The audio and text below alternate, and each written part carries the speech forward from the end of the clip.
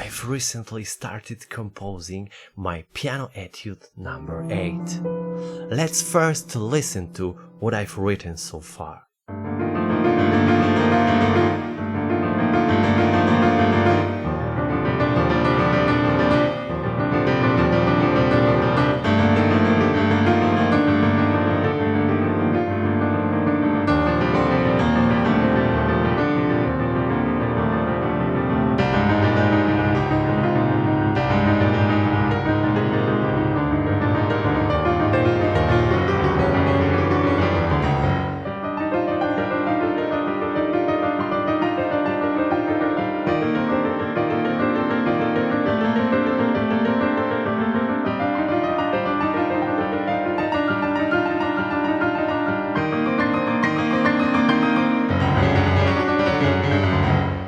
Today I show you the next part of the piece, but before we go into the score, I want to share a few things that have been influencing me recently. The last few days in Poland have been extremely hot. Honestly, without air conditioning and a fan, I probably wouldn't have been able to compose properly.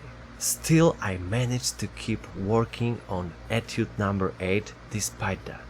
A few days ago, I also attended Lang concert in Warsaw. It was an incredible experience. Among the pieces performed was Beethoven's 5th Piano Concerto.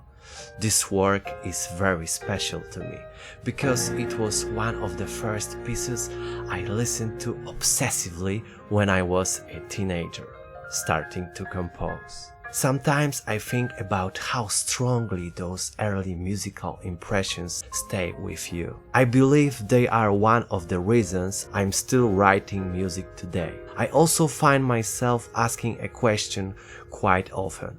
How do you find your place in the 21st century as a composer writing piano etudes? It's a genre with such a long tradition. For me though, an etude is not just a technical exercise. It's a fully formed musical piece and at the same time a space where I try to develop my own language. I have certain harmonic, melodic and rhythmic ideas that I return to.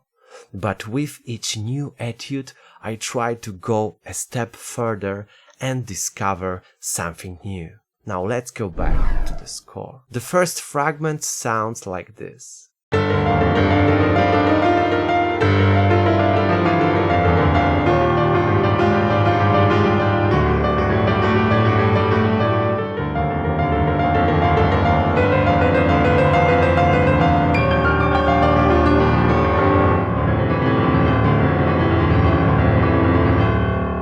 We are in fortissimo. This is one of the moments where I felt the music needed more energy and more tension.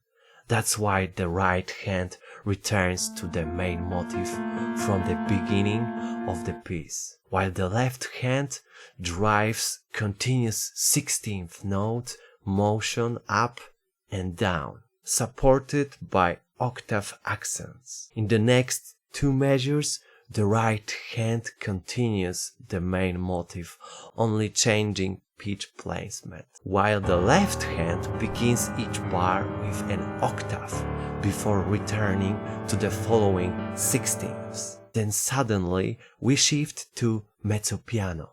Really like these contrasts, so I immediately start building a crescendo that leads us back into fortissimo. Here the right hand plays a rapid stream of sixteenths almost from the top of the keyboard. After that we drop again to mezzo piano and introduce sextuplets spread between both hands.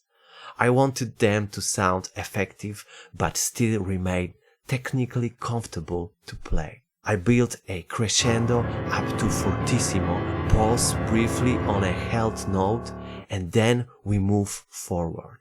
Let's continue.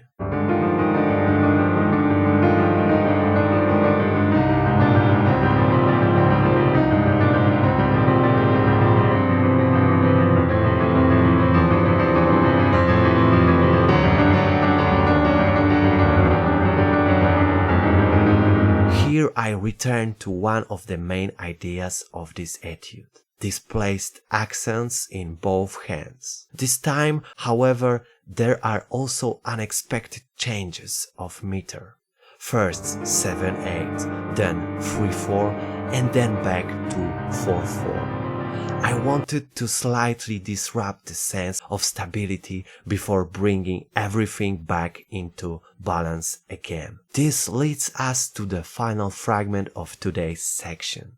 Here I once again build tension through a crescendo up to forte, and then I let the music fade away with a diminuendo, as if leaving the door open for what comes next. I'm not yet sure where this etude will lead, but we will find out in the next episode. Let me know in the comments what you think about this fragment and the direction of my Piano Etude number 8. If you'd like to support my channel, feel free to like and subscribe. Now I invite you to listen to the full Etude number 8 from the beginning, together with today's section and the score on the screen. See you next time.